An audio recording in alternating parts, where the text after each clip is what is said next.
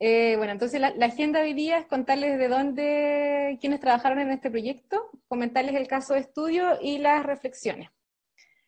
Tal como comentó Oscar, yo y esta investigación en particular se emplaza y se desarrolla en un centro de investigación que está alojado en la Universidad de Chile, que es el SEGA. Es un centro que ha trabajado en coordinación con el trabajo de AGEOCOL en los últimos años, así que ha sido muy enriquecedor de parte de nosotros del SEGA poder trabajar en conjunto con AGEOCOL. Y este es un centro que tiene financiamiento público, que se funda el año 2010 y empieza en ejecución el año 2011, donde participan un grupo de, imagínense, como de alrededor de 30 investigadores. Casi el 99% del grupo de investigación del SEGA son geólogos y geofísicos.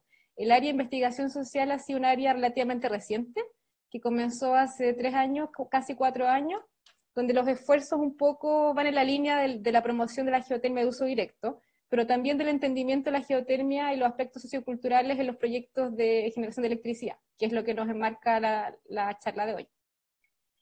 En proyecto en particular, los resultados del proyecto que les voy a presentar hoy día se enmarcan en un trabajo de colaboración entre el SEGA y la Escuela Politécnica Federal de Zúrich, el ETH, donde empezamos a mirar un trabajo que ya teníamos puesto los ojos en el SEGA, pero integramos al equipo a Olivier y Amanda. Amanda en particular, ella hizo el trabajo de campo, que ella hizo las entrevistas, y después todo el trabajo de análisis lo hicimos entre los tres. El contexto, un poco para quienes no estén tan familiarizados con lo que pasa acá en Chile, contarles que, bueno, en Chile la exploración geotérmica para generación de electricidad comenzó en los años 20, al igual que en el resto del mundo, después de que se comienza a utilizar el calor de la tierra para electricidad en Larderelo. Después hubo ciertos esfuerzos en Chile para promover la geotermia, pero no fue sino hasta el año 2000, cuando se promulga la ley de concesiones geotérmicas. Si bien se promulga en el año 2000, es un poquito después cuando empieza como a entrar en ejecución, lo que hace que el pic de las concesiones geotérmicas sea entre el año 2007 y 2014. Fue en ese proceso de boom de concesiones geotérmicas en Chile en que se enmarca este proyecto Tolhuaca. Otra cosa que pasa en el contexto nacional fue la inauguración de la planta Cerro Pabellón, que es una planta que está en la zona norte de Chile. Es una planta binaria que ahora está en un proceso de expansión y que representa el 0,2% de la matriz energética actualmente. En términos de investigación social, lo que hemos podido publicar en el SEGA es este estudio de percepción social de la geotermia en la Araucanía. Ese fue el primer acercamiento que tuvimos y a partir de ese primer trabajo surge este otro. ¿Por qué? Porque el proyecto Tolhuaca está inserto en la región de la Araucanía, aunque es una concesión birregional, porque está en una parte principalmente de la Araucanía, pero también contempla zonas de la región del Biobío. En este primer acercamiento, que es este paper del año 2018, un poco quedamos con como que el siguiente paso era mirar un proyecto que había tenido un impacto en la región y que había alcanzado a una fase de explotación, aunque finalmente el proyecto hasta ahora está no se construyó la planta y está en análisis y está actualmente es otra la empresa la que tiene la concesión. Bueno, acá contarles como contexto, la energía geotérmica en Chile sigue siendo de las energías renovables más desconocidas. Esto es una situación y una tendencia mundial. Lo mismo se repite en Chile. Y un poco si miramos la poca información que hay sobre geotermia, la percepción social, nos encontramos con la encuesta que se desarrolló el año 16, donde se indica que el 33% de la gente declara conocer la energía geotérmica para generar electricidad. Esto es un poco lo que pasa en el mundo en general, que se conoce la energía solar y la energía eólica por sobre la energía geotérmica. El estudio que yo les contaba el año 2018 resaltó la importancia de establecer relaciones transparentes que promueven la confianza entre los distintos actores en una zona que es en este caso la región de la Araucanía, que es una región que históricamente ha sido marcada por una tensión entre el Estado y las comunidades indígenas. Entonces no es menor. Y por otra parte, es una zona también donde han habido hartos proyectos energéticos. Entonces, cuando se promueve la geotermia o se inserta un proyecto geotérmico, está inserto en un contexto donde hay una tensión con respecto a los problemas, o sea, a los proyectos y a los problemas sociales que han habido anteriormente. Desde la mirada sociocultural, ¿cierto? Con lo que decía recién, la historia de esta región, que es la región de la Araucanía, ha estado entonces marcada por esta tensión entre el Estado y las comunidades indígenas por el despojo de tierras, o ha habido todo un proceso para quienes estén más interesados en la relación de las comunidades indígenas y el Estado en esta zona. Es una historia que se remonta desde los orígenes de la colonización en esa zona. Entonces, como resumen del contexto, este proyecto, que es el proyecto de Tolhuaca, que les voy a detallar un poquito más adelante de qué se trata, estoy mirando el tiempo, estoy bien. Es un proyecto entonces que se desarrolla en los boom de las concesiones geotérmicas en Chile, que por otra parte está emplazada la concesión en un territorio privado. Esto lo destaco porque no es necesariamente que ocurra eso en todas partes. Hay países donde las concesiones geotérmicas ocurren solamente en territorios estatales. En este caso, la ley de concesiones geotérmicas en Chile no hace distinción entre si es que el territorio es público o privado. Lo que sí hace énfasis es que el recurso del subsuelo pertenece al Estado. En este caso en particular, es en territorio privado. Por otra parte, la zona de la Araucanía, donde está emplazado este proyecto, es una zona con alto interés turístico, sobre todo porque hay varios volcanes, que está el volcán Villarrica, está el volcán Tolhuaca, hay toda una actividad productiva asociada al turismo. Y por otra parte está este tema sociocultural asociado a las comunidades indígenas y a la atención, ¿cierto? Que es lo que les mencioné recién. Ya, en este marco está el proyecto Tolhuaca. El proyecto Tolhuaca digo fue, porque nosotros analizamos un espacio temporal específico. Nosotros hicimos este estudio de percepción reconstruyendo un caso, porque este caso termina el año 2016 y comienza el 2019 cuando se obtiene la concesión. Es un proyecto entonces que está alojado en un volcán donde se hicieron 4 perforaciones. Es un proyecto que pasó por distintas compañías energéticas, partió con Geo Global Energy y después fue por Mighty River Power, quienes al final estaban en ese proceso. El año 2016 se cierra el proyecto. Por información, o sea, la información publicada hasta ahora por la empresa es que son dificultades financieras. Y un poco lo que pasa en Chile es que no hay un apoyo fuerte estatal al desarrollo geotérmico, lo que hace que la geotermia tenga hartas adversidades económicas también, para poder subsistir en el sistema nacional. Contarle entonces que ya fueron 4 pozos, fueron un universo temporal del 2009 hasta el 2016. Estos procesos son aprobados los estudios de impacto ambiental. En Chile, la ley de concesiones geotérmicas indica que en la fase de explotación es cuando se hace el estudio de impacto ambiental. Y en el estudio de impacto ambiental es cuando las comunidades interactúan. Entonces hay una interacción obligada en cierto sentido por el Estado entre las empresas y las comunidades a través del estudio de impacto ambiental. Esto es la fase de explotación. Sin embargo, algunas empresas, y esta particular Geo Global Energy, comienza la relación comunitaria antes. Y hay una relación entre los distintos actores y la empresa y las empresas. Las interacciones fueron distintas con distintos stakeholders, pero hubo una relación comunitaria desde el principio, que eso es importante destacar. Por otro, es que la exploración inicial se hizo con helicóptero. Hay que pensar que esta es una zona, ¿cierto?, donde hay un volcán, hay condiciones muy propias del desarrollo geotérmico que no necesariamente tienen que ver con decisiones técnicas, pero en este caso la fase inicial se hizo con helicóptero y después se tuvieron que construir caminos hasta el campamento, también con la ayuda ya estaban construidos los caminos, así que pudieron subir material con camiones, pero hubo una interacción con los helicópteros, ¿cierto?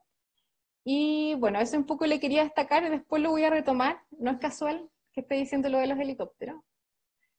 Ya, ese es un poco el marco del proyecto. Nosotros lo que hicimos fue reconstruir este caso, ¿cierto?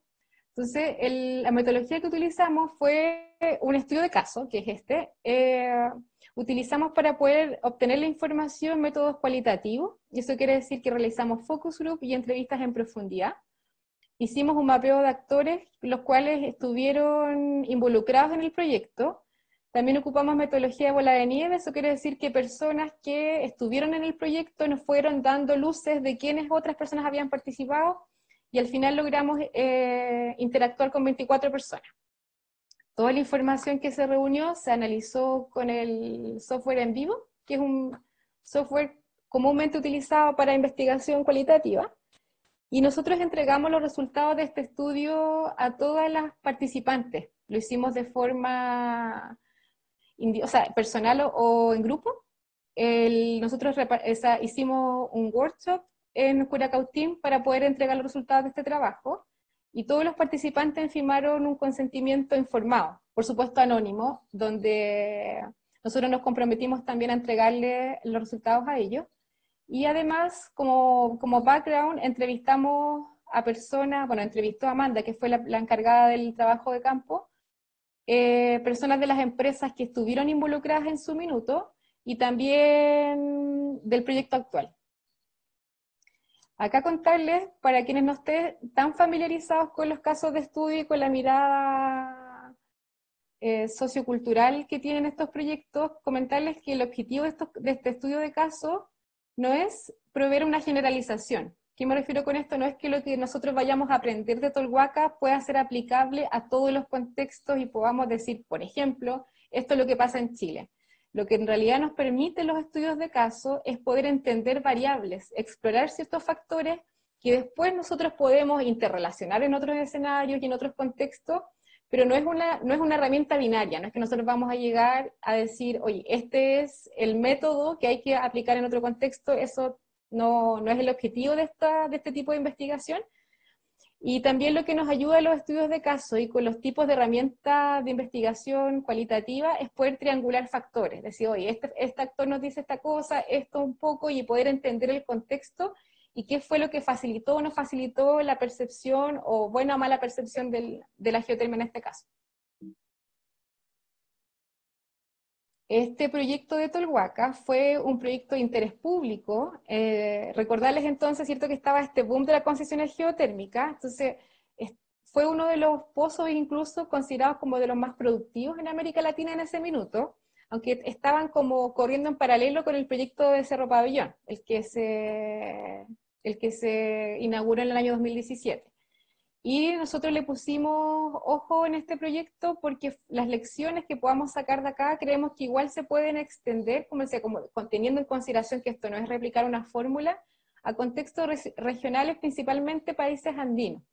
¿Por qué? Porque, bueno, como les decía, esta es una zona con harto interés turístico, es una zona donde hay tensión con las comunidades indígenas, y, y son características que también tienen nuestros países vecinos, los países vecinos.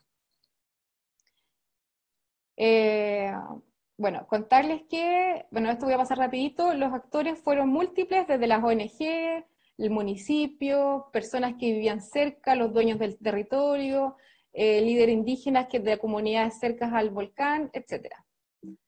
Voy a avanzar más rápido porque me acabo de dar cuenta que me quedan 3 minutos. Dentro de los resultados principales del trabajo está que los elementos que interactúan en la percepción del proyecto, nosotros hicimos una propuesta que un poco recoge investigaciones recientes también, y es que los elementos que afectan la percepción pueden ser divididos en proyectos, o sea, factores que están gatillados por los proyectos, o sea, las actividades propias de las actividades geotérmicas, que tiene que ver con perforaciones, con hacer caminos, etc. Por otra parte, el otro gran grupo son las actividades que las empresas las hacen justamente para mejorar y acercar el proyecto a la comunidad. Y hay otro grupo de factores que son los factores contextuales, que eso solo son entendibles en este proyecto, o sea, en un proyecto en particular y en ese contexto en particular. Y un poco para contarles qué pasó con este proyecto, bueno, nosotros pudimos observar que el proyecto, la percepción cambió. Es decir, nosotros no es un proceso lineal. Si nosotros vemos la percepción por actor, y lo vemos desde el 2009 hasta 2016, es una cosa más o menos así. Es un proceso que no es parejo, donde uno de los principales ejes de esas variaciones es justamente cuánta interacción tienen con la compañía. En este caso, uno de los puntos fundamentales es el primer encuentro, y esto quiere decir que si bien la ley en este caso en Chile le pide a las empresas que se interactúe con las comunidades en la fase de explotación, se agradece, o sea, los stakeholders hacen un hincapié en que entre más temprano, que es un poco lo que siempre se ha dicho, entre más temprano es la comunicación, mejor es.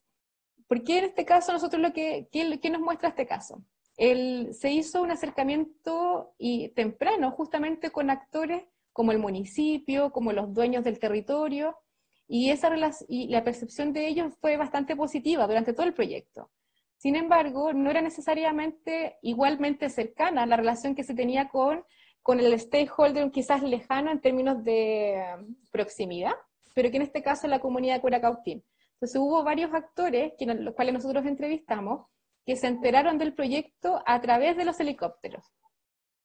Y esto es complejo porque justamente es en una zona, si bien es una zona urbana, considerada dentro de como una zona urbana, tenemos que pensar que son comunidades que todo el mundo se conoce. Entonces un poco si tú ves un helicóptero, ya empieza un proceso de desconfianza a priori, porque si yo no manejo información previa empieza un poco a haber espacio de desconfianza. Por otra parte, está el tema, uno de los temas que afectó también la percepción, era un tema que escapa al desarrollo geotérmico, que son las líneas de transmisión, que es un poco también se había anunciado en el paper anterior que hicimos de la Araucanía, que las líneas de transmisión son un eje fundamental en la percepción de los proyectos energéticos, y esto no tiene nada que ver con que sea geotermia, o sea energía solar, o sea lo que sea.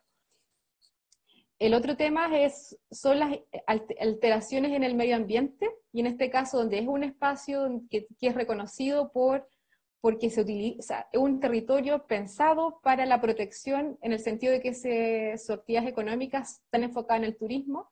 Todo lo que tiene que ver con la intervención del territorio generó un cambio de percepción. Dentro de las cosas positivas está que la empresa organizó, por ejemplo, visitas a donde estaba el campamento, para que la gente pudiera conocer lo que se estaba haciendo, y eso mostró un punto de inflexión en la percepción del proyecto, o sea, inflexión positiva me refiero. Y fue súper bien recibida en cuanto a las personas que participaron de la investigación. Sin embargo, y ahí quizá un poco para comentarles, bueno, de las cosas que nosotros pudimos detectar ahora, que un punto clave al final fue el cómo se cierra el proyecto. Este cierre del proyecto fue en el año 2016, ¿cierto? En una localidad, insisto, que no es una localidad grande, no estamos hablando de un proyecto que se emplace en una ciudad o una región como la región metropolitana acá en Chile. Son localidades pequeñas, donde efectivamente estos proyectos cambian la dinámica y se transforman en el foco mientras se desarrolla. Y nos pasó que justamente el cómo se cierra el proyecto, no todos los actores tuvieron información a las causas, los motivos, por qué la empresa decidió no seguir con el proyecto, y eso afectó negativamente la percepción. Y por último, comentarles entonces, ya no me queda más tiempo, que bueno, el cierre del proyecto fue un eje fundamental. Estos son factores, todos los factores que yo les mencioné son elementos que interactúan en la percepción. No es que haya un elemento primordial, sino que interactúan. En ese sentido, la propuesta de nosotros como equipo fue que estos estudios y análisis diagnósticos sociales, para poder entender el contexto, se realicen lo más temprano posible, no necesariamente cuando se ejecutan los proyectos, cuando ya están aprobados desde la parte de la explotación, sino en la parte de exploración, explicando, por supuesto, que la complejidad de la geotermia es que los proyectos geotérmicos pueden durar, por ejemplo, que estuvieron existió por 7 años, 6 años, 7 años, y después el proyecto no prosperó en el programa que tenían planificado. Entonces hay bastante de comunicación del riesgo y hay bastante que comunicar en el sentido de que estos proyectos, aunque se vayan avanzando, no necesariamente se van a ejecutar. Entonces eso es un poco lo que también nos comentaban los actores locales, que se quedaron muchos con la ilusión de un proyecto que no resultó. Habían expectativas puestas en la creación de empleo, en creaciones de becas, en general, o sea, utilizar o sea, utilizar la geotermia para uso directo, porque es una zona que tiene alta vulnerabilidad energética. Entonces hubo varios factores que, al menos en la parte final, fueron importantes y que un poco gatillan la percepción que actualmente hay. Dentro de nuestras conclusiones no es que haya ni percepción positiva ni negativa, porque tampoco es el objetivo del trabajo llegar a o sea, como un resultado binario. Es un poco decir que interactuaron, o sea, pasaron distintas cosas. Estos factores interactúan, como les contaba, y es un poco apunta a la misma dirección de investigaciones recientes que hablan que estos factores no son como, no hay alguno que sea primario, sino que son todos los que están interrelacionados. Y les quería dejar sugerida alguna literatura para quienes estén más interesados en esto. Estas son investigaciones recientes. En general, en la geotermia no es que haya mucha publicación científicas de la mirada sociocultural, pero hay un par de publicaciones súper interesantes que fueron publicadas en el último semestre. Entonces los dejo que un poco los resultados de trabajo va en la línea de estos papers. Y bueno, y contarles también que yo hablé desde lo general porque todos los resultados en detalle están en el paper que tenemos casi listo para que sea publicado. Estamos en el proceso de revisión, así que cuando tengamos el paper publicado, felices de poder compartirlo.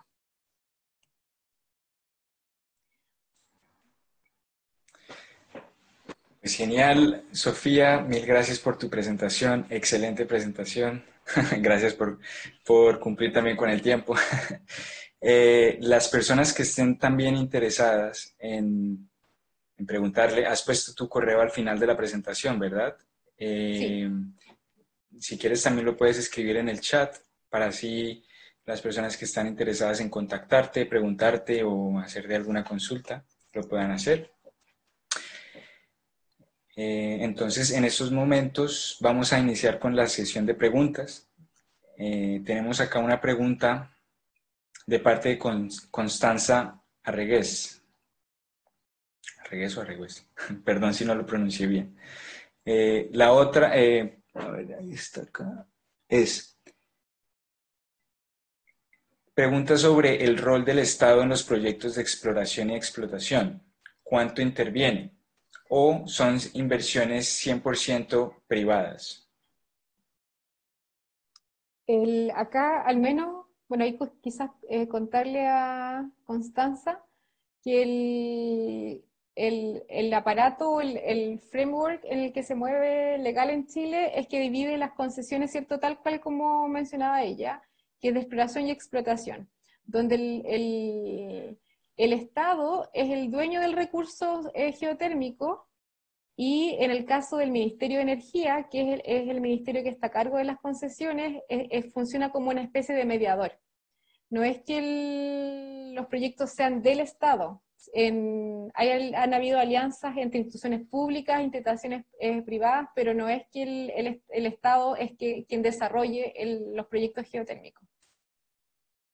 Y bueno, quizás les voy a agregar en el chat el trabajo de Miguel Saldivia, que publicamos hace poquito un trabajo en un libro, un capítulo, justamente que hicimos un estudio comparado de cómo es la ley geotérmica en Chile, en Colombia, México y Costa Rica. Entonces también les puedo dejar ese link para que puedan resolver más dudas sobre lo legal.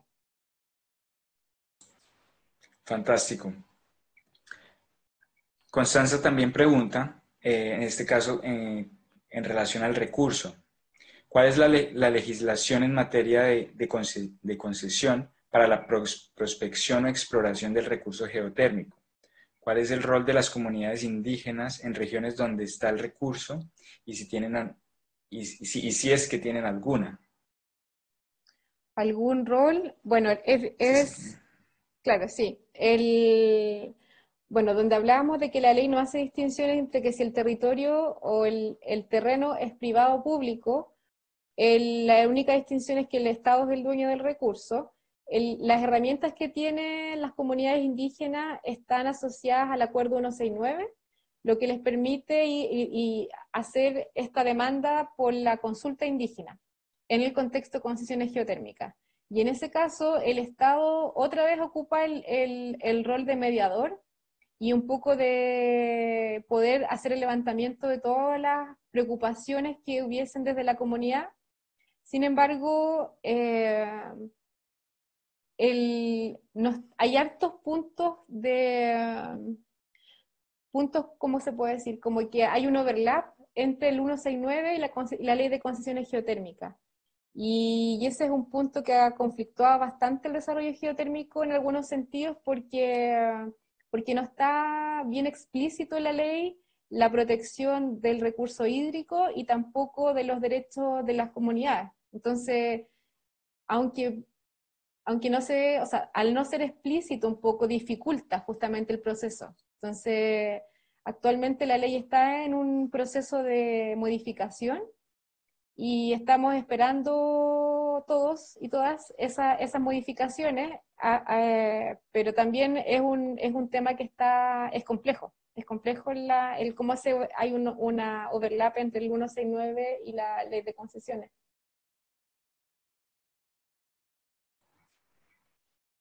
Gracias, Sofía.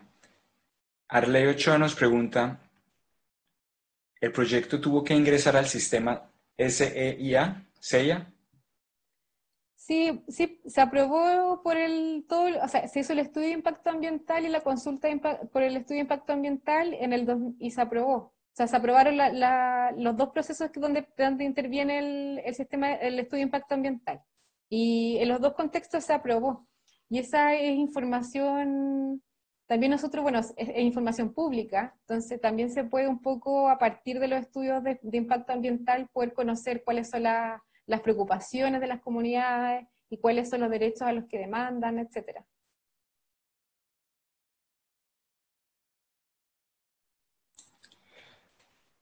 Perfecto. ¿Alguien tiene alguna otra? Ah, sí, aquí aparece una nueva de parte de Jimena Peña. Hola, Sofía. Pero entonces, de acuerdo a esas normas, si una comunidad no está de acuerdo con el proyecto en la fase de explotación, ¿se podría detener el proyecto?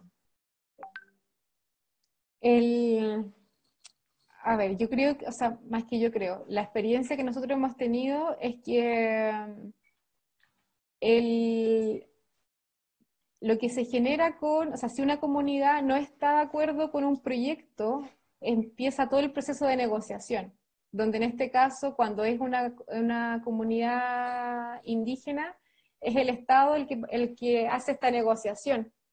Y claro, no sé si detener o no detener un proyecto es como se podría plantear, pero sí entra en el rol del Estado un poco para lidiar con estas dos partes. El, Ahí a Jimena también le podría recomendar, de lo poco que hay publicado en Geotermia, hay cosas publicadas con el tema del 169 de las comunidades indígenas. Y es un trabajo que se publicó también hace poco, que se lo podría también hacer llegar.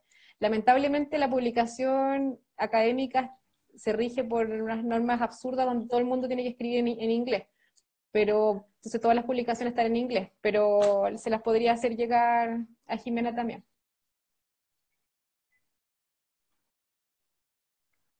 Perfecto. Tania Muñoz nos pregunta internamente, pero es un poco difícil la pregunta, entonces yo invito a Tania, si te parece bien, hablar y comunicar directamente la pregunta. Te pongo el audio activo para que puedas preguntarle a Sofía. Mientras tanto, mientras nos responde Tania, te paso la pregunta de Arturo Pulido, que nos dice, en aplicaciones de baja entalpía, en especial aquellas de carácter productivo, ¿qué dinámicas o esquemas han tenido buenos resultados frente al sostenimiento del proyecto? Ejemplo, cooperativas, asociaciones, etcétera. Ujú. Ahí, bueno, la presentación de hoy día yo la marqué 100% en generación de electricidad. Entonces, todo lo que yo haya podido decir está en el marco de la generación de electricidad. El mundo del uso directo es otra esfera. Y en ese sentido, la percepción es distinta. En Chile la geotermia para poder climatizar ambientes es lo que más se ha desarrollado más allá que el desarrollo productivo. Sin embargo, bueno, desde el SEGA se está haciendo una promoción fuerte para poder incorporar calefacción en ambientes productivos agrícolas, en invernaderos de la zona sur. Sin embargo, la percepción es distinta. En términos de la ley de concesiones geotérmicas rige 100% lo que es producción de electricidad. Dentro de los cambios que se van a hacer en la ley está el tema de incorporar la variable de uso directo. Hasta ahora los proyectos se han ido desarrollando desde el ámbito privado, principalmente, aunque lo mismo, desde el SEGA nosotros hemos estado liderando algunos proyectos de climatización de escuelas e invernaderos, pero hay otros proyectos que se han hecho en Chile más allá de lo que hemos desarrollado nosotros como SEGA. Y la percepción es súper distinta. O sea, la gran fortaleza que tiene el uso directo es que tiene una potencialidad de que la comunidad donde se interviene recibe el beneficio directo del proyecto. O sea, si nosotros cambiamos la climatización de una escuela, por ejemplo, vamos a mejorar la calidad de vida directamente de la comunidad que estudia en esa escuela. En cambio, lo que pasa con los proyectos de generación de electricidad, y esto escapa a lo que es generación por geotermia, estamos nosotros en Chile en un sistema interconectado central. Entonces, una de las cosas que siempre despierta la inquietud es como, si yo tengo una planta de generación de electricidad en mi comuna, ¿cuánto de eso se queda en la comuna y cuánto no se necesita? Cosa que pasa, que es totalmente distinto al uso directo, porque justamente el beneficio está muchas veces, o sea, está pensado casi para que sea directo en la comunidad. Muy bien, muchas gracias, Sofía. Entonces, en estos momentos, Tania, tienes Ok. la voz si quieres hablar. Hola, buenas tardes. Gracias, Sofía, por esa presentación. Mi duda es sobre, en términos de ciencias sociales, vea, si queremos nosotros conocer las percepciones de la población, sean negativas, sean positivas, sean de distintas. Entonces, en este caso, si tenemos un proyecto de geotermia de grandes beneficios, vea, de un proyecto grande que no es de uso directo, sino al contrario. Entonces, si la población, por ejemplo, tiene una percepción negativa en cuanto el ácido sulfídrico, a que dentro de los pozos está saliendo humo, algo que puede ser como contaminante, sabemos que no es contaminante, ¿verdad? Porque los gases que contienen es de otro tipo. Entonces, cuando la percepción negativa se mantiene a lo largo del tiempo, o durante muchos años. Entonces, ¿cómo podemos hacer desde las ciencias sociales para que esta percepción negativa podamos discernir que no hay un interés detrás y que no sea utilizada esa percepción negativa para demandar que alguna necesidad social, algo de infraestructura, algún proyecto en específico que necesiten y que no necesariamente crean que sí es contaminante? Lo aclaro porque muchas veces podemos explicar en qué consiste el gas, en qué consiste el proyecto, hacen un recorrido, conocen de primera mano, entonces, y puede ser utilizado ese tipo de percepciones negativas más para un fin social detrás. Entonces, ¿cómo podemos a través de las ciencias sociales discernir de esto? Porque podemos estar levantando información, vea, percepciones negativas, positivas y cómo ha ido variando. Eh, Esa es mi pregunta, no sé. Mm. Gracias. Gracias por la pregunta. Voy a ver si la entendí correctamente. El, bueno, un tema es que yo creo que las personas que trabajamos en la componente sociocultural, sobre todo en temas de energía, siempre lidiamos con el rol de la información que estamos produciendo. Y en ese sentido es un cuestionamiento que como cientistas sociales tenemos que hacernos, si la información que estamos produciendo es útil para quién. Y en ese sentido, justamente, los esfuerzos, al menos desde lo que estamos haciendo en el SEGA, es poder problematizar los contextos donde ocurren los proyectos geotérmicos, más allá de decir, oye, en realidad en esta localidad lo que se necesita es esto, un poco para poder justamente evitar de que la información se transforme como un poder de negociación para poder transformar esto en una transacción, porque al final va mucho más allá de eso. Pero nosotros hemos visto que en general, o sea, nosotros, menos yo en particular, que he estado participando en talleres en todo Chile sobre geotermia, no es que haya una oposición acérrima a la geotermia o a un proyecto energético en particular. En general, la oposición va al cómo se manejan los proyectos y en cómo, en cuánta intervención e información conocen las comunidades. Entonces, yo creo que si puedo, o sea, un poco tocar tu respuesta, es un poco mantener siempre el cuestionamiento, o sea, como cientistas sociales nuestro rol es cuestionarnos todo el tiempo y mantener ese pensamiento crítico en las herramientas que utilizamos. Por eso en mi caso en particular yo soy más amiga de las herramientas cualitativas que cuantitativas, porque no son respuestas absolutas a las que vamos a llegar. Y también esto de la percepción cambia a medida del tiempo, responde en contexto específico, entonces como bien, como un llamado súper importante a la reflexión y un poco a empoderar a las comunidades con información, que esa es como la línea base para poder negociar también. Gracias, Sofía. Arturo Pulido nos pregunta nuevamente, las aplicaciones en cascada, como las de pasteurización de lácteos en Kenia, presentan interés y potencial por parte de las empresas privadas para ser integradas en las plantas de generación para el caso chileno y latinoamericano. Mira, ahí al menos desde la mirada que nosotros, o sea, de lo que yo podría contar es que, bueno, en Chile no hay experiencias de cogeneración. En los sistemas de cascada o los sistemas que utilizan el calor residual de una planta geotérmica o que le sacan un poquito el calor cuando ya están reinyectando, no hay ejemplos de eso en Chile. Esfuerzos que se han hecho a nivel regional de poder utilizar el calor de las plantas hay en Salvador con los proyectos de uso directo de secado de café.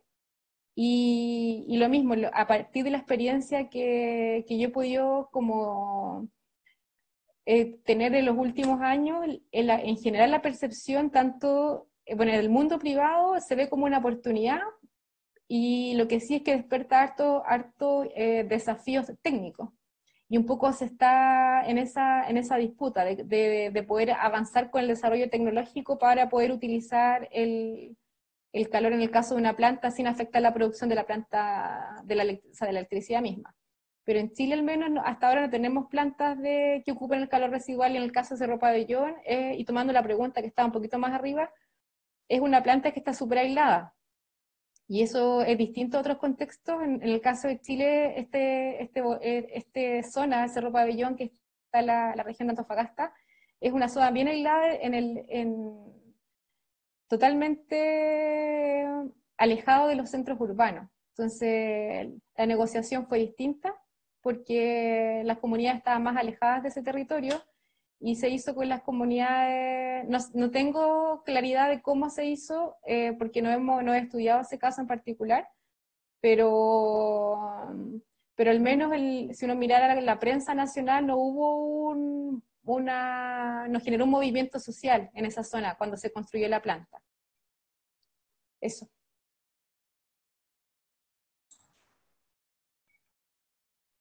Perfecto, Sofía, aquí Arturo también te dice muchas gracias. También Tania y todas las personas que han preguntado te agradecen. Nosotros desde la Asociación Colombiana de Geotermia también te damos las gracias por haber estado aquí con nosotros, por presentar y por abrir este espacio ahora a la interacción. Uno de los objetivos que tenemos nosotros desde la asociación precisamente es intentar combinar los diferentes proyectos y conocimiento y crear este espacio para crear ese intercambio de conocimiento entre los diferentes países, no solo latinoamericanos o del Caribe, sino también del mundo. Entonces, Los invito a todos, precisamente, aprovecho este momento para, si están interesados en apoyar a la asociación, hacerse socios, pueden ingresar a la página web y seguir creando esta red de intercambio de conocimiento entre los diferentes países. Y pues este es un perfecto ejemplo en el que un caso chileno se puede extrapolar quizás a otros países donde no se ha empezado con tanta fuerza el tema de la geotermia, en este caso en particular, por ejemplo, en Colombia. A ver si nos da el tiempo para una última pregunta.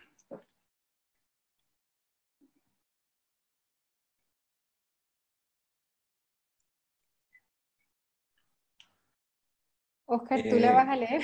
Hoy, Sí, es que hay dos, pero ya hemos cumplido el tiempo. Entonces está una del Salvador. No sé si tienes tiempo para responder, Sofía. La del Salvador, es una respuesta más la que dice Carlos, ¿cierto? Que Ah, justamente, de hecho, yo creo que algo que tenemos que destacar es que nosotros, digo nosotros, me refiero a las personas que nacimos en el territorio latinoamericano, tenemos la fortaleza de que el desarrollo geotérmico en o sea, en América Latina o sea, ha sido súper fuerte. Y eso, los centroamericanos han sido los líderes en ese proceso, y hay mucho que mirar ahí, po. Entonces, sobre todo, bueno, ahora justamente la GEO en Salvador está trabajando con el tema del uso directo. Este proyecto que yo participé siendo consultora, mirando un poco lo que estaba pasando en países como Guatemala, Costa Rica, Nicaragua y Honduras, permite también, o sea, nos indica un poco que hay un interés por promover el uso directo de la geotermia. Y eso, al menos el calor, puede ser de gran aliado de los procesos de climatización de actividades productivas. Y eso apunta directamente a necesidades locales como la seguridad alimentaria, en el caso de los invernaderos, tanto para calor como para invierno, o sea, para frío, en el caso del contexto chileno que necesitamos calentar, en el caso centroamericano necesitan enfriar, o hay un potencial de uso directo súper importante, que yo creo que hay que ir aliándose con el área ingenieril para poder resolverlo, el área social, por supuesto, que ha sido la que estamos trabajando para el entendimiento de las partes socioculturales, pero sí o sí, para poder darle un nuevo auge al desarrollo geotérmico, necesitamos que sean proyectos interdisciplinarios o transdisciplinarios idealmente, es decir, que integremos a otros actores en la producción del conocimiento científico y poder enfocarlo en la acción, no quedarnos en el paper del journal que nadie, o sea, va a quedar solamente un espacio académico, sino que darles espacio al desarrollo geotérmico más allá de la academia, que al menos en Chile se ha hecho harta investigación, siempre de la mano de la universidad, pero hay mucho que hay que sacar. Entonces esa es un poco la invitación, yo creo que también a la gente que está escuchando la presentación. pues perfecto. Creo que el tiempo se nos ha acabado para las preguntas y la presentación. Muchas gracias a todos los participantes. Constanza hace una última pregunta, pero si quieres te la podemos enviar directamente al correo, Sofía, y podrías tú responderle a Constanza. De nuevo, agradecerte a ti por tu tiempo, por la presentación, agradecer a los casi 50 participantes que asistieron hoy y de nuevo recordar la invitación para el próximo viernes, en donde tendremos a Diego Aravena, también del SEGA, que nos estará hablando desde otro ejemplo del caso